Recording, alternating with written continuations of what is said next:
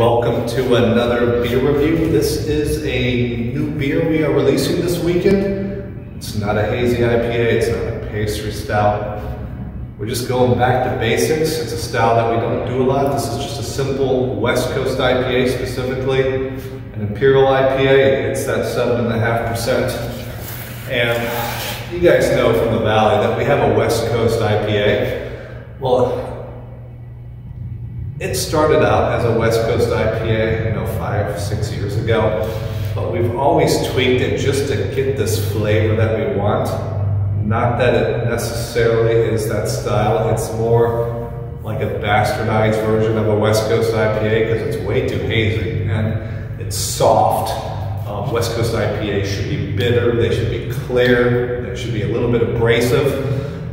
Our West Coast IPA is not that. It's almost like a gateway IPA because a lot of new beer drinkers, and what we find, especially ladies that don't like IPAs, they'll start with the West Coast and they appreciate that, and then they'll go from there. So we should change the name of our West Coast IPA to Gateway IPA. This new series we are starting is a true West Coast IPA.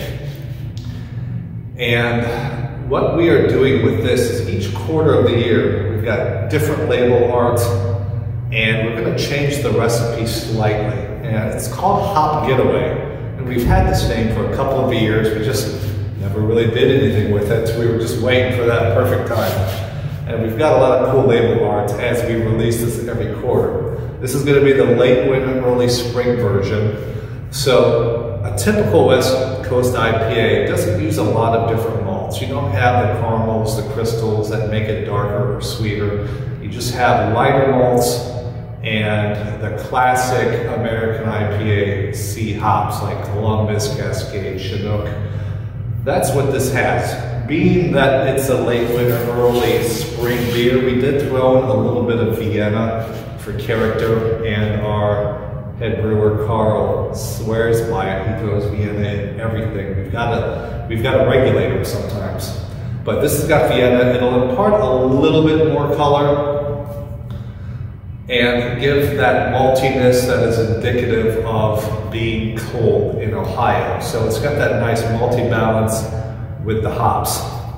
And that's why we call this one specifically Cabin Fever Edition, because I'm ready for it to get warm. You're in your house, warm, not doing a lot outside. You don't want to drive around. You've got single digits in teen temperatures. So you're ready to, you're going to hit cabin fever if you haven't already.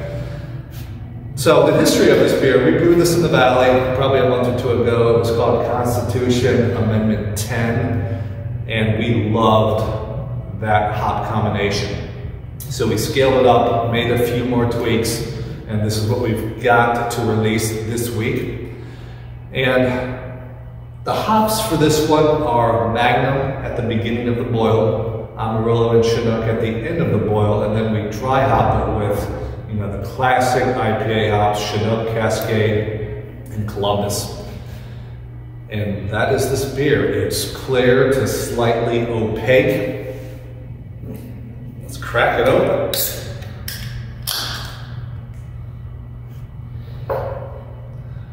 Now remember, each quarter we're going to release a slightly different version of this, though maintaining the West Coast style.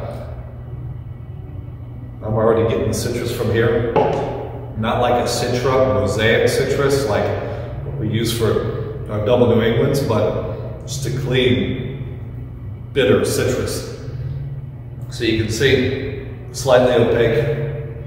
We don't filter this or anything. We want to preserve that hop flavor.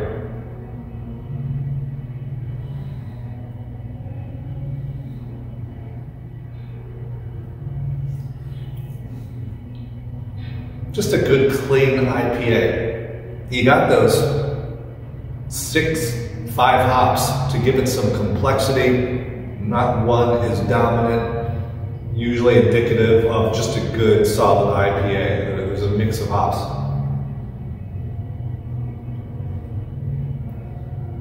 Easy drinking, 7.5%, so it's got a little bit of alcohol to it. Food pairings, almost, I'm going to add a few things, salmon, Mexican dishes, Indian curries, hot food, great with this. I would say barbecue, burgers. You just go to the bar, getting this beer with the burger, totally a good pairing. Cheese pairing, blue cheese, cheddar.